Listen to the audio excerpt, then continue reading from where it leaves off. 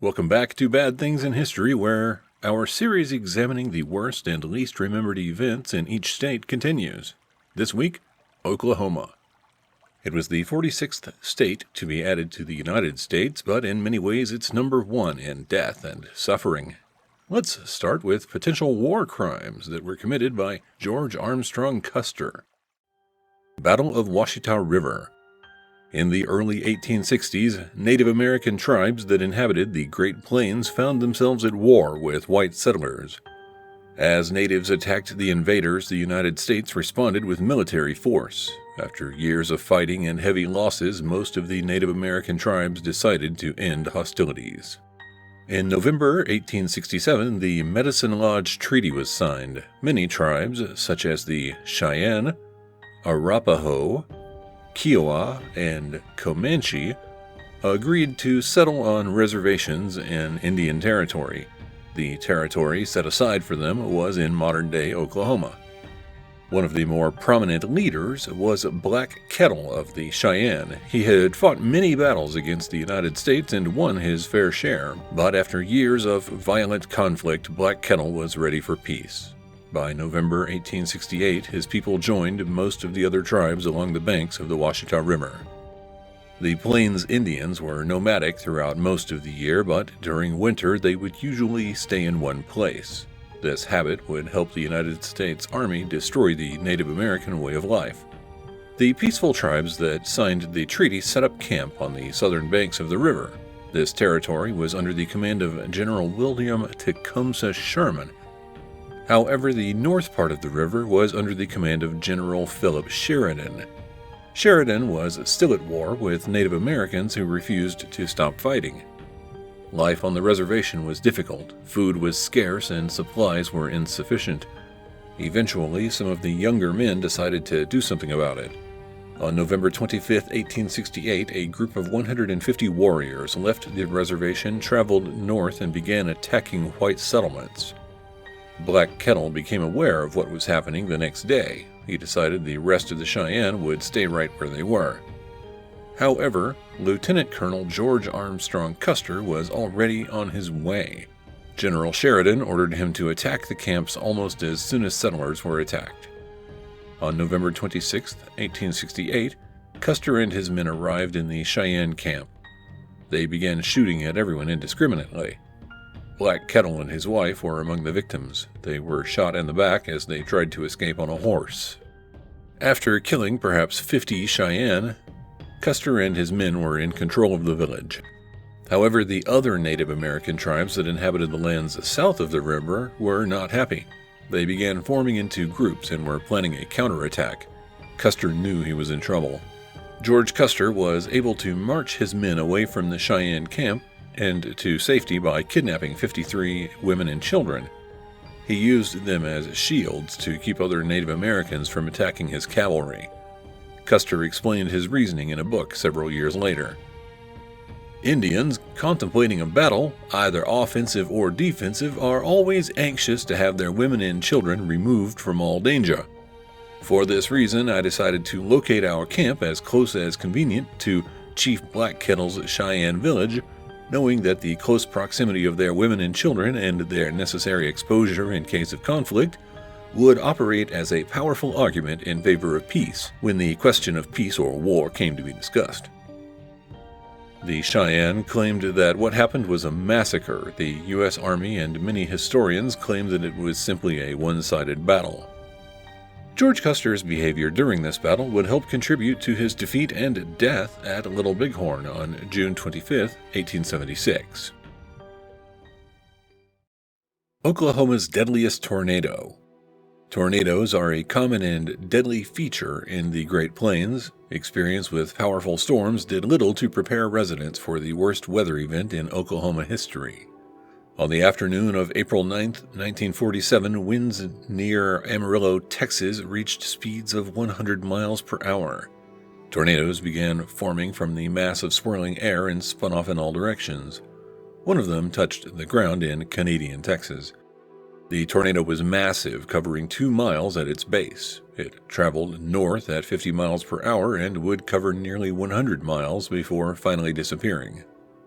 At 7 p.m., the tornado reached Glacier, Texas. It killed 16 people and destroyed 25 buildings. Then it moved to Higgins. One woman climbed under her bed to try and survive the storm. The tornado sucked her into the springs within the mattress, which killed her. She was one of 45 people in the town that perished. The twister then moved into Oklahoma and through several small farming towns before finally reaching Woodward. The community of 5,000 was surprised by the ferocity of the storm. The tornadoes spread through their community with winds rushing at speeds up to 440 miles per hour. At least 116 lives were lost in Oklahoma thanks to the large tornado, but it wasn't the only strange and unexpected event. A little girl named Joan Croft had been brought into the hospital after the storm. Her mother had been killed and her father was critically injured. Joan was uninjured except for a giant splinter in her calf.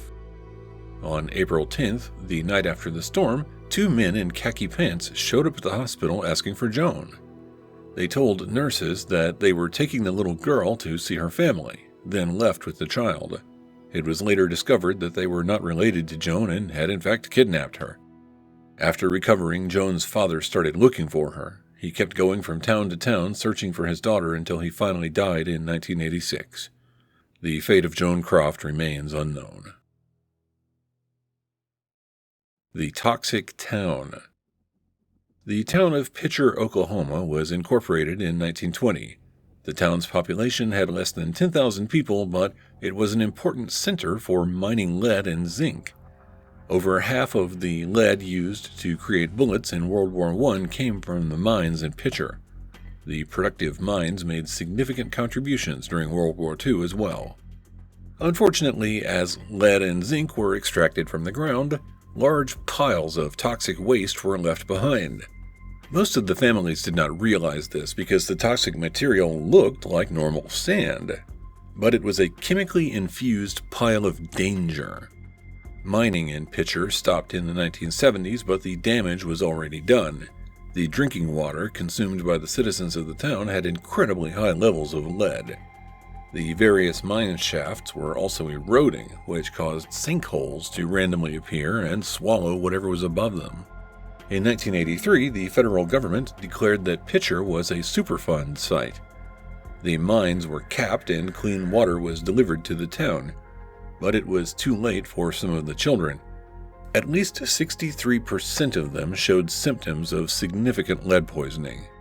Over the next several decades, the population of the town decreased as people moved away or died. In 2008, a tornado tore through the center of Pitcher, killing 6 people and destroying at least 100 homes. The remaining residents finally had enough. In 2009, the Environmental Protection Agency offered to buy homes so that the citizens could relocate. Except for a few residents that refused to leave, Pitcher is now completely abandoned. If you want to learn more about the history of toxic waste in the United States, we suggest a previous episode called Love Canal Disaster. Edmond Post Office Massacre. The Federal Bureau of Investigation has an official definition for mass murder. For an event to be designated as a mass murder, at least 4 people must be killed by a single person in a single incident. Oklahoma has been able to provide several real-world examples of this phenomenon. One of the first in 1986. Patrick Sherrill was a relief mail carrier for the post office in Edmond. This meant that he didn't have the same job stability as other mail carriers. He was assigned different routes all the time, and his relationship with management was troubled.